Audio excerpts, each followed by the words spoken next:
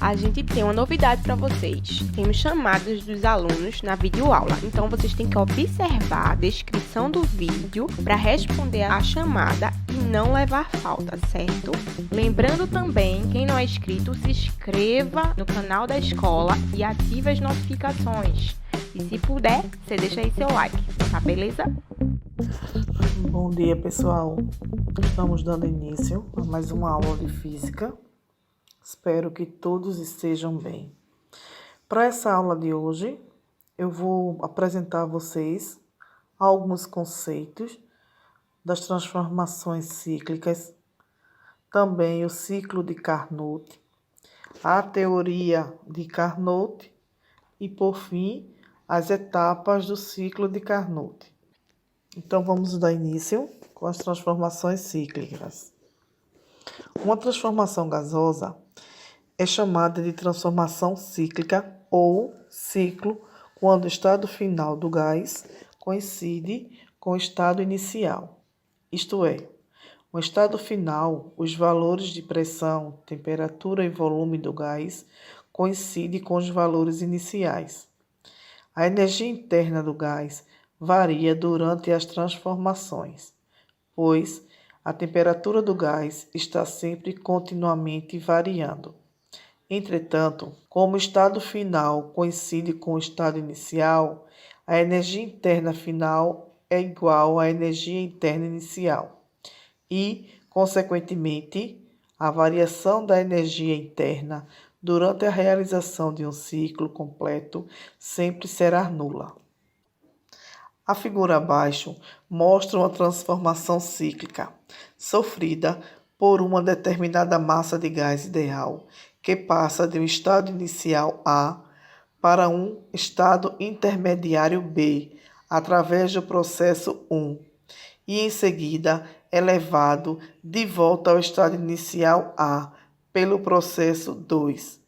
Observe que no processo 1 a temperatura do gás aumenta e no processo 2 a temperatura diminui. Dando continuidade, agora a gente vai conhecer o trabalho na transformação cíclica. Então, durante a realização de um ciclo, o trabalho, que é representado pela letrinha tal, realizado pelo gás, corresponde à soma algébrica dos trabalhos envolvidos em todas as etapas. No exemplo anterior, teríamos T, que é igual a T1 mais T2. No diagrama de Clapeyron, podemos calcular o módulo do trabalho em cada etapa do ciclo, pela área sob a curva. Como na expansão do gás o trabalho é positivo e na contração ele é negativo, podemos concluir que, na transformação cíclica, o módulo do trabalho é numericamente igual à área interna do ciclo, como mostra na figura a seguir. Logo, tal é igual à área do ciclo. Observe que esse T ele está dentro do módulo, viu?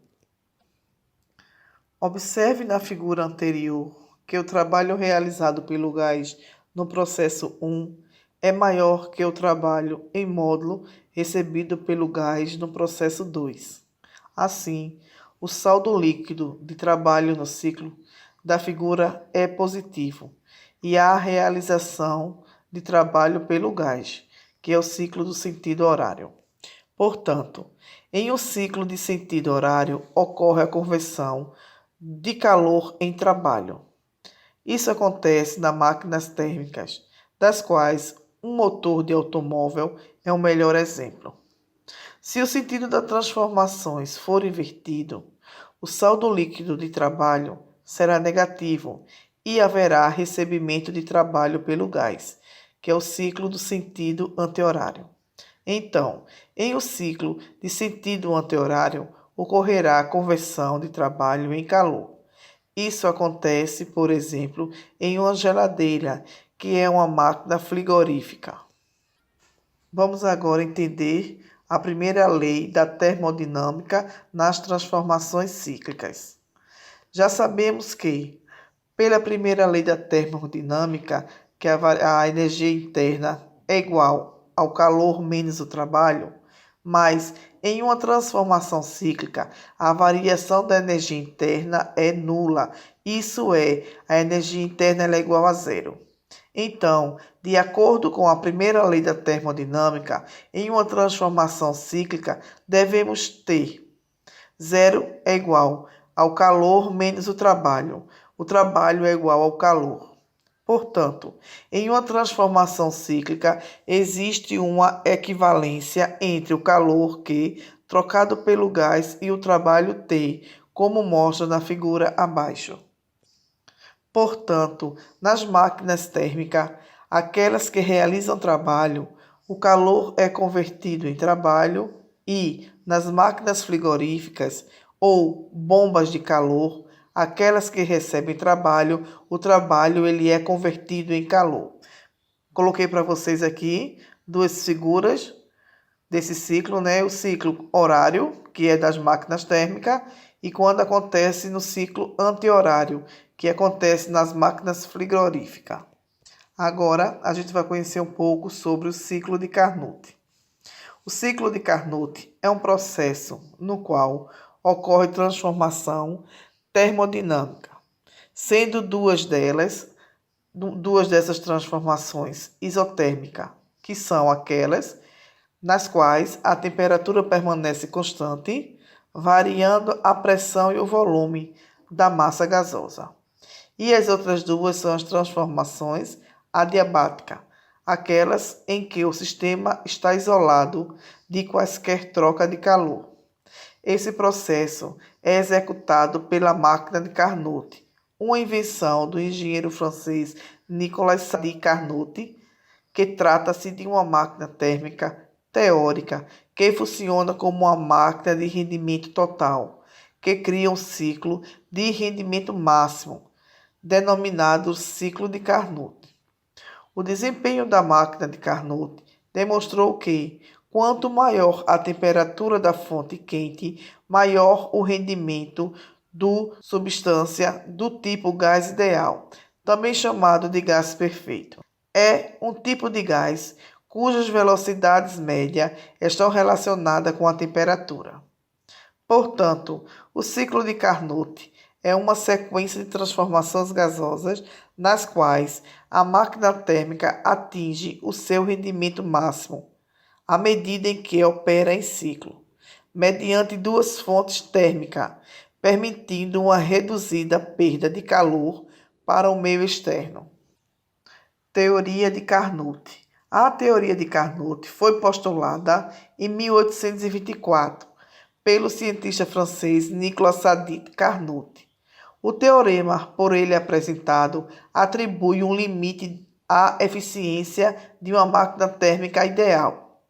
Ele criou a chamada máquina de Carnot, que é formado por dois tipos de gás, sobre o qual se exerce um ciclo de expansão e contração entre duas temperaturas, de modo é capaz de transformar o calor em trabalho. O ciclo de Carnot segue dois postulados, descritos por Sadi Carnot, antes das leis da termodinâmica, que são. Então, aí tem os dois postulados. O primeiro diz: nenhuma máquina opera entre duas temperaturas fixadas pode ser rendimento maior que uma máquina ideal de Carnot, operando entre essas mesmas temperaturas.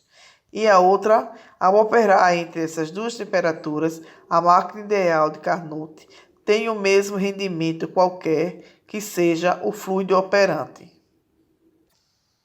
Como funciona a troca de calor na máquina de Carnot? A quantidade de calor trocada entre as fontes quente e fria é proporcional às temperaturas absolutas. Em uma máquina de Carnot, Q1 sobre Q2 é igual a T1 sobre T2, onde T1 corresponde à temperatura da fonte quente, que vai ser sempre em Kelvin, T2 corresponde à temperatura da fonte fria, que também será em Kelvin. Q1 corresponde à energia térmica fornecida pela fonte quente, que vai ser em Joule, a energia, e Q2 corresponde à energia térmica recebida a partir da fonte fria, que também será em Joule. Para ocorrer um rendimento de 100%, seria necessário que todo o calor originado da fonte de aquecimento fosse transformado em trabalho, uma vez que a temperatura integrada de uma outra fonte deve ser igual a zero. Como zero absoluto não é algo que possa ser alcançado em um sistema físico, não é possível. Assim, não há possibilidade de rendimento de 100%. O ciclo teórico de Carnot é formado por duas transformações isotérmica e duas transformações adiabáticas. Uma das transformações isotérmicas serve para a temperatura da fonte quente, onde ocorre o processo de expansão, e a outra para a fonte fria, onde ocorre o processo de compressão. Elas são alternadas por duas transformações adiabáticas. A máquina de Carnot é utilizada para avaliar o desempenho da máquina térmica. Através dela é possível identificar uma máquina térmica que possui um bom rendimento e, consequentemente, se o seu custo é viável para a utilização na indústria. O motor a combustão, uma máquina térmica comumente usada em automóveis, é um exemplo de máquina que passa pelo ciclo de Carnot. Vamos conhecer agora as etapas do ciclo de Carnot. Independente da substância, o processo de transformação termodinâmica do ciclo de Carnot ocorre em 4 etapas. Na máquina de Carnot, o processo acontece quando a fonte de aquecimento e a fonte de resfriamento fornecem quantidade de calor proporcional às suas temperaturas absolutas. O ciclo de Carnot é formado pelas seguintes etapas: expansão isotérmica reversível, etapa em que o sistema recebe a quantidade de calor da fonte de aquecimento.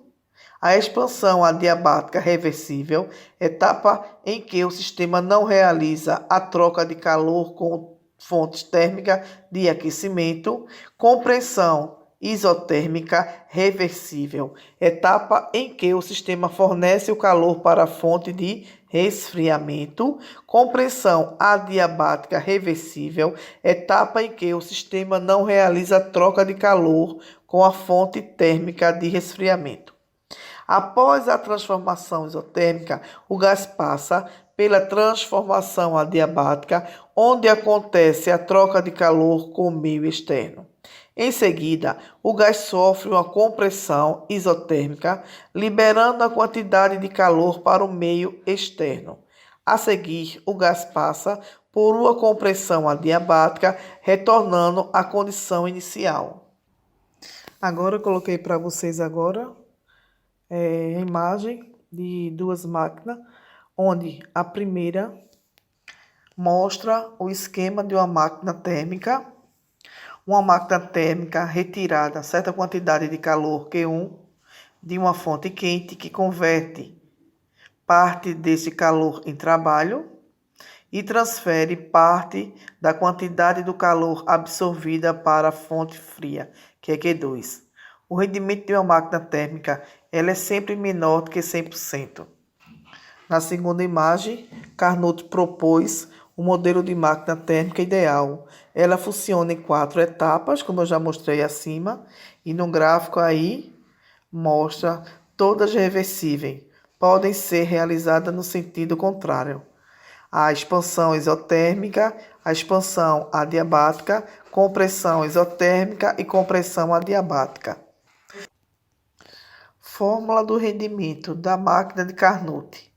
O máximo de rendimento que pode ser atingido por uma máquina térmica operando em dadas temperaturas da fonte quente e da fonte fria é denominada rendimento da máquina de Carnot. O cálculo desse rendimento pode ser feito através da seguinte fórmula: rendimento que é igual a 1 menos temperatura 2 sobre temperatura 1, onde R de rendimento da máquina de Carnot, T1, temperatura da fonte quente medida em Kelvin, T2, temperatura da fonte fria em Kelvin também. Todas essas duas temperaturas elas vão ser sempre medidas em Kelvin. Então, espero que vocês consigam entender. O assunto é um pouquinho complexo, mas eu vou estar aqui à disposição para tirar todas as dúvidas de vocês. Abraços e bons estudos. Nós da EREM José de Lima Júnior temos preparado aulas exclusivas para você. É super importante que você assista às aulas e faça as atividades.